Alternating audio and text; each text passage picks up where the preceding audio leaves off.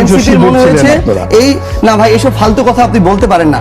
এই ধরনের ট্যাগিং রাজনীতি করে আওয়ামী লীগ অনেককে হত্যাযজ্ঞ গড়ে তুলছে। আপনি একটু আগে বলতেছেন যে আমরা ছাত্রলীগের তলে ছিলাম, হেলমেট ছিলাম, এখন আবার বলতেছেন না ভাই, আমি বলি এখন আবার বলতেছেন অধিকাংশ শিবির ছিলেন। তাহলে অধিকাংশ যদি শিবির আন্দোলন করে, এই আন্দোলনের ক্রেডিট আপনি তাকে দেন। আবার আপনি আমাকে এটা বলেন, আমি সার্জিস আলম ভাই শেষ করে প্লিজ, আমি সার্জিস আলম 2017 সালে যেদিন ঢাকা বিশ্ববিদ্যালয়ে গেছি, ওই ঢাকা বিশ্ববিদ্যালয়কে যখন এইরকম ছাত্রলীগের আওয়ামী লীগের অধীনস্থ একটা ক্যাম্পাস বানায় রাখা হয়েছিল, আমাকে যখন গণরুমে প্রথম দিন গিয়ে উঠতে হইলো, তখন আপনারা কোথায় ছিলেন?